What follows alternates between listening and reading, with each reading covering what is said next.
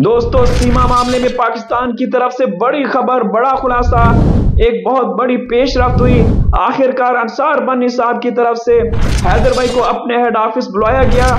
उनसे अहम दस्तावेजात पे साइन करवाए गए। साइन क्यों किए गए? आने वाला हफ्ता बहुत अहम है। इसी हफ्ते में हैदर भाई को वीजा जारी कर दिया जाएगा या नहीं? आप लोग एक्सक्लूसिव इंटरव्यू सुनिए।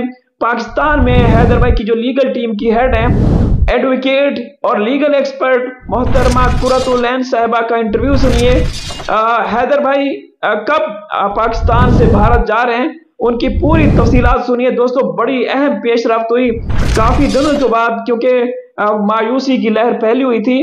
तो पाकिस्तान में पाकिस्तान के वरिष्ठ पत्रकार जनाब शाहिद हुसैन साहब के चैनल पे कुरतुल ऐन साहिबा ने इंटरव्यू दिया। उनका ये इंटरव्यू सुनिए। दोस्तों, इंशाल्लाह इसी हफ्ते में बहुत बड़ी खबर आ सकती है। तो पहले उनका इंटरव्यू सुनते हैं। आज गुलाम हैदर साहब तशरीफ लाए थे हमारे ऑफिस और कुछ डॉक्यूमेंट्स पे साइन करना था। उनकी अथॉरिटी बहुत सारी चीजों में जरूरत होती है। साथ कुरतुल साहिबा है, अंसार बन्नी साहब के ऑफिस से एसोसिएट हैं और गुलाम हैदर के सारे केस को कुरतुल साहिबा देख रही है। हमारे चैनल पे पहले भी 2 दफा आ चुकी हैं। आज इनको एक बार फिर हमने जहमत दी है। मैडम, आपका बेहद शुक्रिया, आपने कीमती वक्त दिया। गुलाम हैदर का केस है तो उसके लिए आपको अदालतों में और फाइल के जिस तरह केस को मैनेज कर रही हैं, इसी तरह सोशल मीडिया पे भी आना पड़ रहा है। तो आप बताइए कैसे मिजाज हैं आपके, खैरियत हैं? और गुलाम हैदर के केस में क्या प्रोग्रेस हो रही है? अल्हम्दुलिल्लाह, मैं ठीक हूँ। आप कैसे हैं? अल्हम्दुलिल्लाह भी ठीक है। तो आज गुलाम हैदर आपके ऑफिस आए थे? जी, देखिए, हमने क्वेश्चन किया कि आज सोशल मीडिया पे भी आना पड़ रहा है, तो हमारी बहुत कोशिश होती है सारे केसेस में कि हम सोशल मीडिया हैंडलिंग या एक-एक बंदे को जवाब देने से बेहतर है कि जो पेपर वर्क है वो सारी चीज़ें कंप्लीट करें, डॉक्यूमेंटेशन पे ध्यान देते हैं, पिटीशन अगर होती है तो हियरिंग्स पे ध्यान देते हैं। तो हमारी अंसार बनी ट्रस्ट का ये एक तरीक़ेकार है काम करने का कि हम बार-बार सोशल मीडिया पे आके या बहुत चीख-चिल्ला के, इसलिए आप हमारे सोशल मीडिया पेजेस देखें, बहुत ज़्यादा कैंपेन्स नहीं चल रही होती इस हवाले से।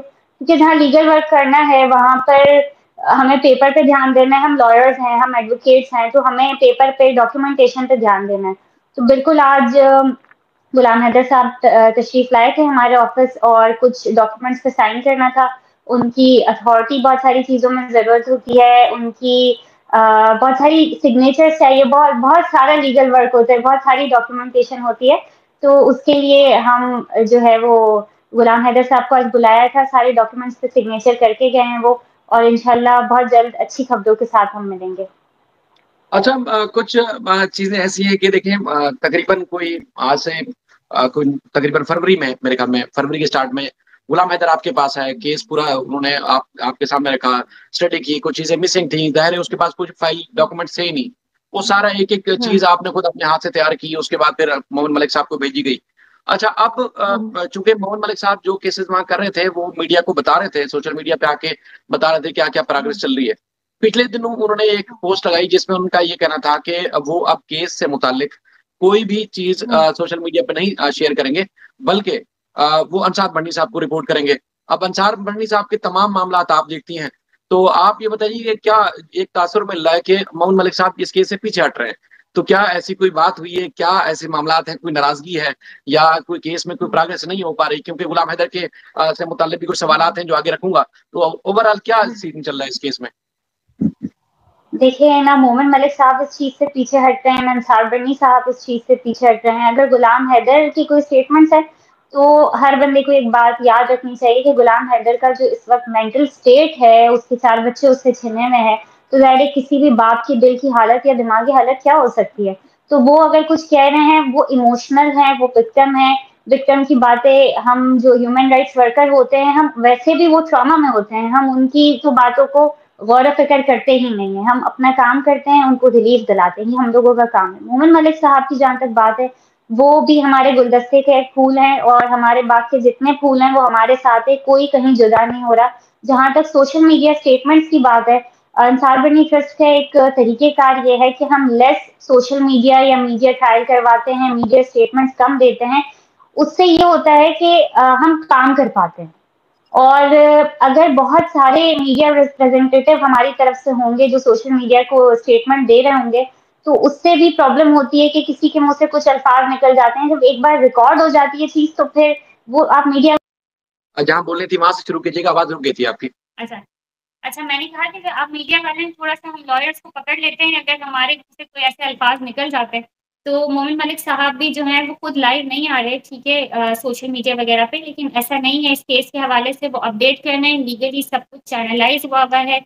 अंसार बर्नी साहब के पास हर चीज़ की पॉइंट टू पॉइंट अपडेट है, हमारे पास अपडेट है और मीडिया पे आने नहीं आने तो हर एक की अपनी थॉट्स हैं, अपनी राय है कि वो आके क्या बताना चाहते हैं। केस के हवाले से बहुत सारे मामला सेंसिटिव होते हैं, बीइंग अ लॉयर हमारे पास बहुत सारे केसेस होते हैं, हम उस पे लाइव नहीं आ सकते क्योंकि बहुत सारी कॉन्फिडेंशियल इन्फॉर्मेशन होती है। इदारे जो हैं वो हमें गाइडलाइन दे रहे होते हैं, हमें कैसे लेकर चलना है। अगर हम अपनी हर पेशकदमी के बारे में दुश्मन को आगाही दे देंगे मीडिया के थ्रू, तो फिर हम कैसे अपना काम कर पाएँगे? तो हम बहुत सारे स्टेटमेंट्स मीडिया पे नहीं ला सकते।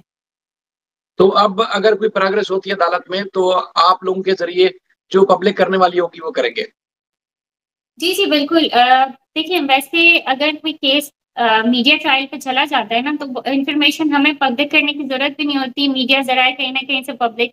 तो जो कोर्ट का डॉक्यूमेंट होगा, वो पब्लिक डॉक्यूमेंट होगा, वो वैसे भी रीडेबल होगा।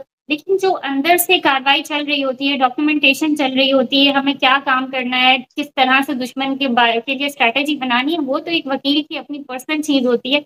और वो वैसे क्लाइंट की इन्फॉर्मेशन वैसे भी कॉन्फिडेंशियल होती है, तो हम वैसे भी पब्लिक नहीं करते उसकी। अच्छा, ये आगे थोड़ा-सा जो कानूनी मामलात है, उस पे बात करने से पहले एक और सवाल आपसे करना है कि गुलाम हैदर, चूँकि आपने जैसे खुद ज़िक्र किया, ज़ाहिर है बाप है, हम कभी हँसी-मज़ाक भी कर लेते हैं, बहुत सारी चीज़ें इधर-उधर की कर जाते हैं। लेकिन गुलाम हैदर का जो मसला है, ज़ाहिर है उसके सेंटीमेंट जुड़े हुए हैं, वो हमेशा गुस्से में भी रहेगा, उसके जज़्बात हैं, ज़ाहिर है उसका इज़हार भी करता रहेगा। लेकिन मामला ये है कि उसने कुछ दिन पहले मेरे साथ एक लाइव की थी, हमारे साथ वकास बाज़ भी थे, तो उसमें वो बहुत सारे सवालात उठाए, जिसमें उनका ये कहना था जी केस में अब तक हुआ ही क्या है?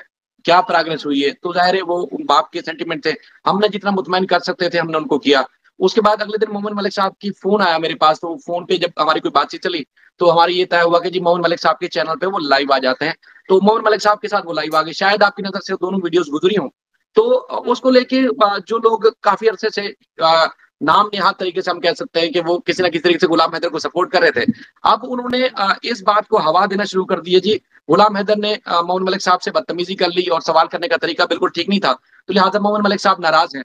तो क्या मोमिन मलिक साहब ने आपसे, अंसार बनी साहब से कोई शिकायत की है जी, आप लोगों ने मुझे केस दिया था, गुलाम हैदर तो मुझे बदनाम कर रहा है। कोई ऐसी बात हुई है? देखिए, मोहम्मद मलिक साहब एक कॉम्पिटेंट वकील हैं और वकील और डॉक्टर जो हैं वो ज़्यादातर जज़्बात से आरी रहते हैं। उनको पता होता है कि उनको क्लाइंट के लिए काम करना है। क्लाइंट जब आपका अपना डॉक्टर की अगर आप बात करते हैं, आपका अपना अगर हॉस्पिटल में तो आप डॉक्टर से जाके लड़ते हैं कि तुमने मारा है उसे या तुम्हारी वज़ह से वो बीमार है। उसी तरह लोग आके हमसे लड़ते हैं और ये बहुत इट्स टोटली नॉर्मल। गुलाम हैदर की इस वक़्त जो ट्रॉमाटाइज़ सिचुएशन है, ऐसे सिम्पटम हमारे पास रोज़ आते हैं। आपके घरेलू मसलों से लेकर प्रॉपर्टी इश्यूज से लेकर मर्डर केस से लेकर इस तरह एक्सकॉन्डर जो हुए भी हैं सीमाइदर, उन सारे केसेस में ट्रॉमाटाइज हुए भी होते हैं लोग। तो एक कोई नई सिचुएशन नहीं है। मोमिन मलिक साहब एक बहुत कॉम्पिटेंट और एक काबिल वकील है, तो उन्होंने हमसे ऐसी कोई शिकायत नहीं की, ना वो किसी के साथ नाराज हैं, ना वो इस केस से पीछे हट रहे हैं, ना अंसार बर्नी इस केस से पीछे हट रहा है। अच्छा। अच्छा, अब अगर हम बात करें जो गुलाम हैदर सवाल करता है, क्योंकि पहले दिन आया था, आपने पूरी तफ़सील से बताया था कि देखें, अब आपको अपनी मर्ज़ी से नहीं चलना, हमारी मर्ज़ी से चलना होगा। कहाँ क्या बात करनी है, वो आपने बहुत सारी चीज़ें की और उसने काफ़ी हद तक कंट्रोल भी किया। लेकिन आपको पता है कि हम अगर कुछ बातें कर जाएँ, लेकिन वो सोशल मीडिया देखता है, उसके बाद फिर उससे लोग डायरेक्ट भी सवाल करते हैं, तो काफ़ी वो हार्श भी हो जाता है, गुस्से में आ जाता है। तो वो उसका बुनियादी सवाल लोग जो उससे पूछते हैं, वो ये होता है, जी अब तक हुआ ही क्या है? बाप के बच्चों से मुलाकात नहीं हुई, बात नहीं हुई, फिल वक़्त दूर-दूर तक कोई नामो-निशान नहीं है कि उसका कोई हुँ। उससे कोई राब्ता हो सके। तो अब आप जो पब्लिक है या गुलाम हैदर है, तो उसको क्या तसल्ली देंगे? किस लिहाज़ से बताएँगे कि आप गुलाम हैदर, तुम्हारा मामला ज़ीरो था, हमने उसको ज़िंदा रखा हुआ है और मामला ट्रैक पे है, तुम्हें बच्चे ज़रूर मिलेंगे या मुलाकात बात होगी? अगर इस वक़्त बैठ के भी मीडिया इस चीज़ पे बात कर रहा है, गवर्नमेंट ने इस चीज़ को ज़िंदा रखा हुआ है, तो इस केस की प्रोग्रेस ही है। ठीक है? देखिए जब भी बॉर्डर्स का हम इंटरनेशनल इदारा है ह्यूमन ट्रैफिकिंग के हवाले से, एंटी ह्यूमन ट्रैफिकिंग का हमारा इदारा है। जब हम स्टिंग ऑपरेशंस करते हैं, हम विक्टिम्स को लेकर आते हैं, तो उसमें हमारे 2-2 3-3 साल लग रहे होते हैं। बाज़ केसेज़ में तो 15-15 साल की रिसर्चर्स हैं, जिसमें कि चाइल्ड केमिस्ट जो कि अगर हमारा प्रोजेक्ट देखें हम, तो उसमें सालों लगे हैं उस चेंज को लाने में। तो ये कोई ऐसा नहीं है कि चोरी के केस में एक जूता चोरी हुआ है और मस्जिद से और किसी को थाने में रखा हुआ है और हम जाके उसको ह्यूमैनिटेरियन ग्राउंड पे लेकर आ जाएँगे, एक बड़ा केस है और उसमें इंडियन गवर्नमेंट का रोल है, उनके पास एविडेंस मौजूद है कि एक ना वो सीमा को डिपोर्ट कर रही है, ना वो जो है वो इंडियन गवर्नमेंट गुलाम हैदर को वॉलंटियर वीज़ा दे रहे हैं, कि आप आएँ और अपना मौक़िफ़ रखें। तो इस वक़्त ये प्रॉब्लम पाकिस्तान का है, ये हमारा नहीं है, ये प्रॉब्लम हम इंडियन गवर्नमेंट से फाइट कर रहे हैं इस वक़्त, कि या तो आप सीमा को बच्चों के साथ डिपोर्ट कर दें या बच्चों को डिपोर्ट कर दें। आप सीमा को रखना चाहते हैं अननोन रीज़न्स की वज़ह से आप रखें, शायद कोई बहुत बड़ी पर्सनैलिटी है वो, तो आप रखना चाह रहे हैं तो आप रख लें, लेकिन बच्चों को डिपोर्ट कर दें या गुलाम हैदर को वीज़ा दे दें। तो ये एक ऐसी चीज़ है जो हमारे कंट्रोल में नहीं है, हम उसके लिए लीगल फाइट कर सकते हैं जो हम कर रहे हैं। आप उसके लिए एक अच्छा। मीडिया फाइट कर सकते हैं जो आप कर रहे हैं। बिल्कुल, थैंक यू। असल में सिलसिला ये है कि हमारे साथ जो मौजूद है कुरात लैंड साहिबा हैं, अंसार बन्नी साहब की एसोसिएट हैं। अच्छा, चूँकि आपका लोगों ने नाम पूछा है, तो इसलिए नाम के साथ-साथ मैं उनको ये भी बता दूँ कि हुँ, बहुत सारे लोगों को ये मसला रहता है जी, उनके पास खबरें नहीं आती हैं, केस से मुताल्लिक जो रेलेवेंट इन्फॉर्मेशन है, जो कि एक अरसे से कोशिश कर रहे थे, हुँ, वो उन तक पहुँच नहीं हुँ, रही। बहुत सारे ऐसे लोग हैं जो लोगों को हुँ, ट्रक की बत्ती के पीछे लगाया हुआ था, कराची में बड़ा मशहूर लफ्ज़ है। हुँ, तो अब उनके पास हुँ, कोई मवाद नहीं होता।